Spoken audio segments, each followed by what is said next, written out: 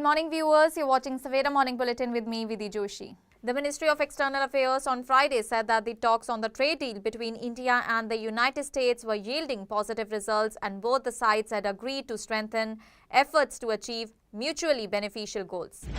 Showing a cautious approach over the recent defense pact between Saudi Arabia and Pakistan, India on Friday said New Delhi and Riyadh have a wide-ranging strategic partnership that has only deepened in the past few years.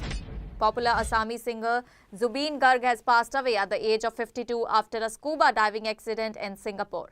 Zubeen was best known for his contributions to the Assamese music industry. According to the reports, Garg was pulled from the sea by Singapore police and taken to a nearby hospital, where doctors closely monitored him and provided the required critical care, but announced him dead.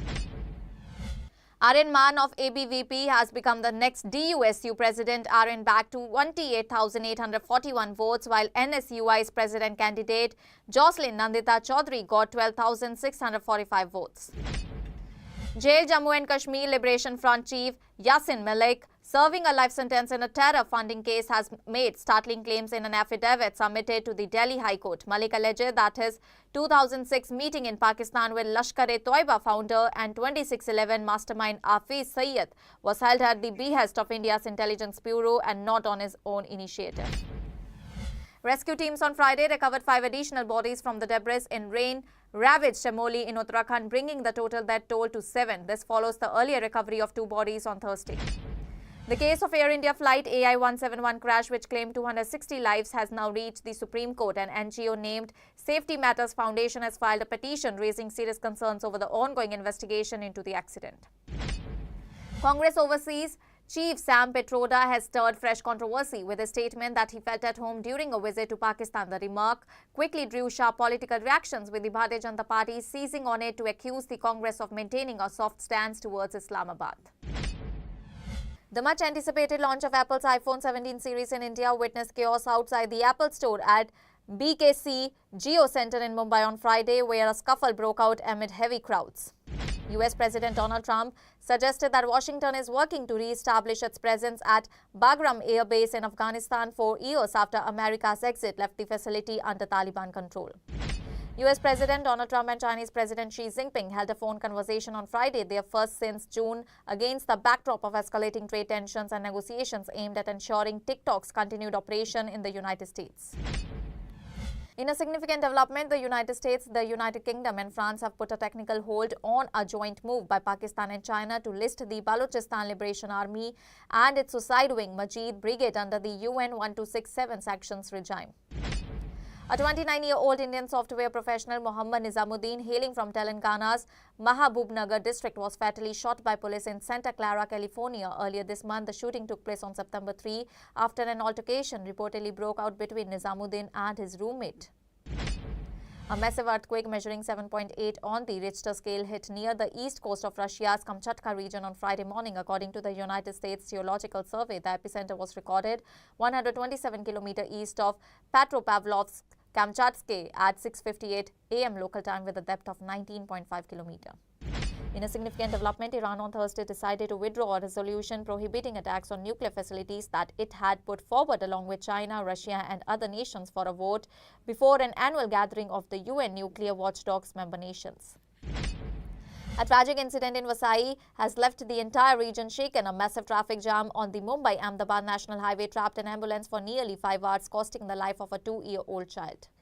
The Bombay High Court received yet another bomb threat email on Friday, prompting immediate security measures on the premises. According to police officials, preliminary investigations suggest that the threat may be a hoax, but precautionary steps have been taken to ensure safety. An encounter took place between a police and criminals in Amritsar. On Friday, police have achieved a major breakthrough in the late-night gang war on Golden Avenue Main Road. Within 24 hours of the incident, police arrested 3 suspects. Meanwhile, the main accused, Sudhanshu Sharma, was shot during an encounter while trying to apprehend him. A major crackdown was launched against an online betting network during Sunday's Asia Cup match between India and Pakistan. The Income Tax Department's Chandigarh and Shimla teams conducted a joint operation and raided 35 locations in Chandigarh, Haryana, Punjab and Himachal Pradesh. The operation, dubbed Operation Endgame, uncovered a racket worth over Rs 300 crore. More than 15 people have been detained in connection with the case. Two drug smugglers running a racket were arrested by the police in a major blow to narco-terror network. Shri Muktasar Sahib police busted a drug supply racket by arresting two drug smugglers. The police also recovered 4 kg heroin from their possession. Congress leader and leader of opposition in the Lok Sabha, Rahul Gandhi, has called on India's Generation Z to take a stand in the safeguarding the nation's constitution and democracy. 5 people were killed and 3 others injured after an explosion took place in a migrant area at the Afghanistan-Pakistan border, deteriorating the humanitarian crisis in the region, local media reported. The Supreme Court on Friday adjourned hearing on the bail pleas of Sharjeel Imam, Umar Khalid, Miran Haider and Gulfisha Fatima, all accused in the 2020 Delhi riots conspiracy case and booked under the stringent Unlawful Activities Prevention Act. A bench of Justices Arvind Kumar and Manmohan deferred hearing till Monday, September 22 on the batch of special leave petitions after an adjournment was sought on the petitioner's behalf.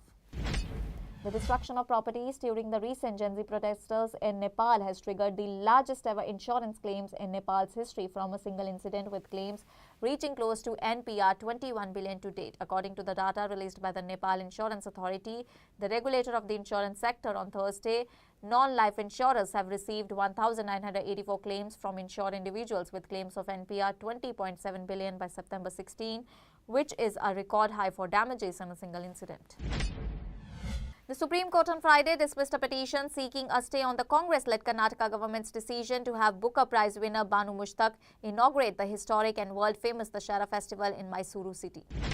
The Election Commission of India has intensified its ongoing drive to clean up the electoral system by delisting another 474 registered unrecognized political parties for failing to contest elections continuously for 6 years. In a major relief to Umar Ansari, son of the late mafia leader Muqtada Ansari, the Allahabad High Court on Friday granted him bail in a case registered under the Gangsters Act. Prime Minister Narendra Modi will formally inaugurate the project today in Bhavnagar during the Samudre Se Samriddhi program, an official statement said. The much-anticipated announcement about India's official submission for the 2026 Academy Awards was made in Kolkata on Friday, confirming Neeraj homebound as the country's entry. The film features Vishal Jethwa, Ishan Khattar and Janhvi Kapoor in key roles. The devastating caused by rain in Himachal Pradesh continues unabated. A cloudburst late Thursday night in Kinnaur's Thach village caused significant damage. A sudden flood in a drain swept away 2 vehicles and farmland. A devastating cloudburst struck Himachal Pradesh Kinnaur district, causing severe flooding and destruction in Thach village. The incident, which occurred around 12:10 a.m. on Friday, led to a sudden surge in 3 adjoining mountain streams, sweeping away 2 vehicles and damaging fields, orchards and homes. Rejecting the criticism from European Union on India's participation in multilateral Zapad exercise held in Russia, the Ministry of External Affairs on Friday pointed out that several nations, including the North Atlantic Treaty Organization members like the United States, Turkey and Hungary, have also participated in the major exercise as observers. The Odisha government on Friday approved 25 industrial projects worth Rs 4,739 crore investment in 13 key sectors in different districts of the state. A Delhi court on Friday ordered that hearings in the rape case involving businessman Sameer Modi, brother of former IPL head Lalit Modi, will be held in camera. Nupa Bora, the tainted Assam civil service officer, was suspended from service on Friday following her arrest over the seizure of Rs